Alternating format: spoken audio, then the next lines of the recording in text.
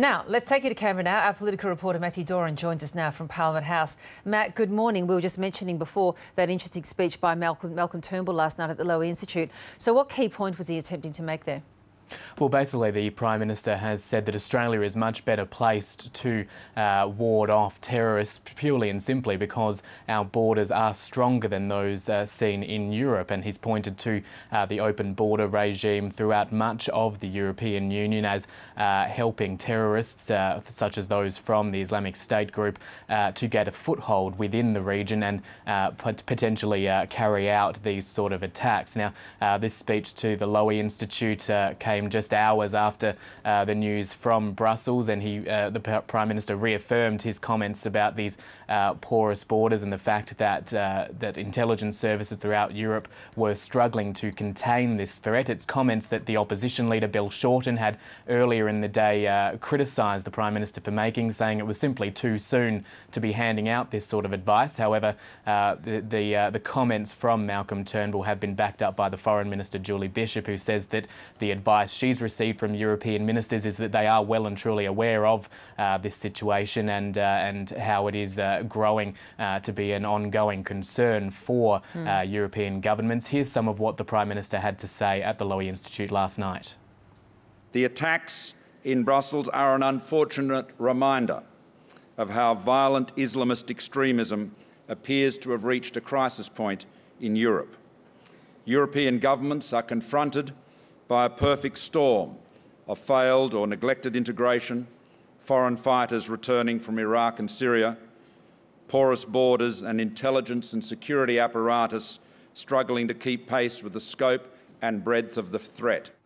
It'll no doubt become the subject of much discussion, as that really is one of the most tricky policy settings to get right and has been a controversial one here. But another really controversial issue that seems to sort of slipped in, I guess, while we were all paying attention to Brussels, is the Parliamentary Entitlements Review. Now, what was that and what's been handed down?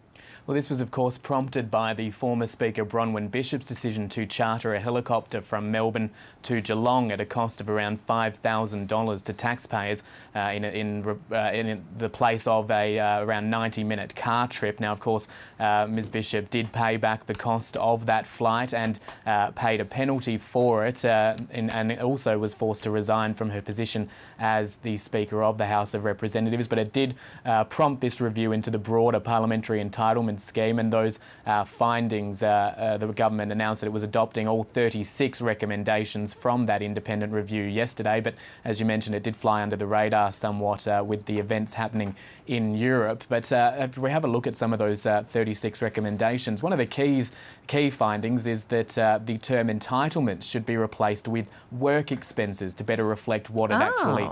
yeah, exactly. It might be a lesson in semantics there, but it is the argument is that it better reflects what the scheme is actually in place to cover, to reimburse MPs and senators for the expenses that they incur flying around the country. It's also called on a review of the Comcar system, which are, as we quite often see during parliamentary sitting weeks, those fleets of white vehicles hanging out the front of Parliament House and at Canberra Airport that shuttle MPs and senators to and from the airport from their houses here in Canberra to Parliament during sitting weeks. And quite pointedly towards Bronwyn Bishop, it has found that unless there are extenuating circumstances, helicopter travel is not deemed appropriate. I really hope it actually explicitly says that, does it, Matt? There's a line there. Read it out to me. It says, I can't find it in front of me, but it does say, unless there are extenuating circumstances, that helicopter travel is probably not the best way to go about moving around the country. We're calling that the Bronwyn Bishop Amendment. It has its own little name. I'll leave you to put that name in place. I couldn't possibly comment. I couldn't possibly comment. Love it. Thanks so much, Matt. And Michael, don't you love this? I think Don Watson, of course, who is famously the author of the book Weasel Words, would really appreciate the change from entitlements to work expenses.